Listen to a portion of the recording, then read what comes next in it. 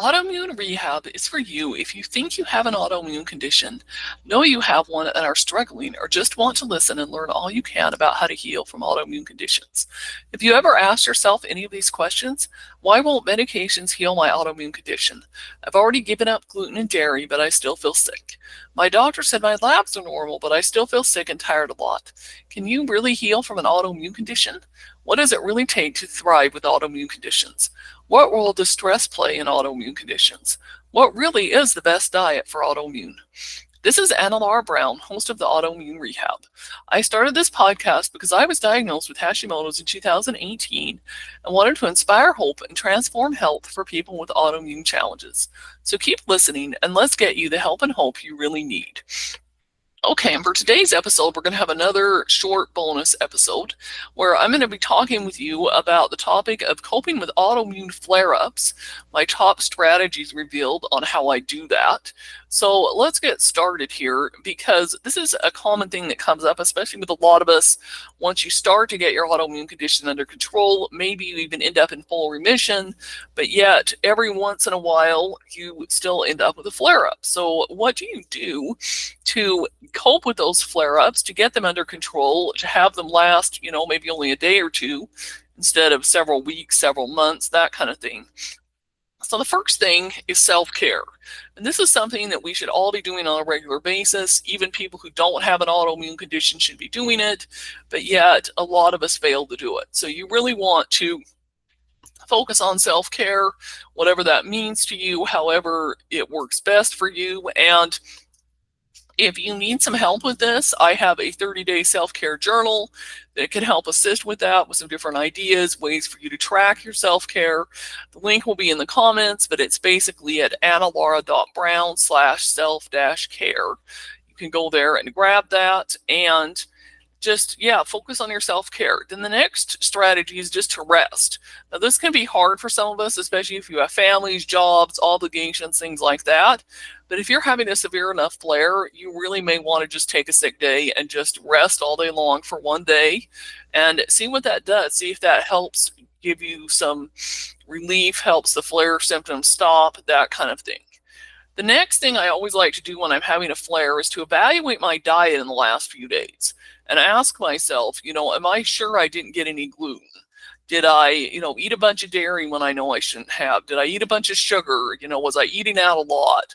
Was I traveling and, not eating a lot of home cooking, different things like that? Because I find that a lot of times, most of my flare-ups are connected to having eaten one or more things that I really shouldn't have had. So that's something else to keep in mind. And if you're at the phase with your autoimmune healing journey where you're still getting a lot of flare-ups, you may need to be keeping a food journal and keeping track of everything that's going in your mouth and taking note of what symptoms are connected to different things. The next thing is infrared sauna and heat. These are really big for my flare-ups and for the flare-ups of a lot of other autoimmune people I know. This is why it really helps to have an infrared sauna in your house. I've done a couple other episodes on that, talked about it. I will include the link to the one that I have in the description below. Yes, they are a little bit of an investment, but they are not as atrociously expensive as people sometimes think they are. And I really love the one I have and feel like it really benefits me. But if you just can't do that, you can, find a place like Restore is a popular franchise in the United States that has them all over the place. But, just really get some good infrared sauna and heat in to get that inflammation down. The next thing is red light therapy. Came out with an episode a few weeks ago about this, but you really want to, consider going and doing some more red light therapy or, giving it a try for the first time to help reduce the flare-ups. Next thing is massage. Getting a massage is always nice and relaxing, really good for you, and I find that can really help with a lot of my autoimmune flare-ups as well. So, consider doing that if you're on a budget, which, these days we pretty much all are.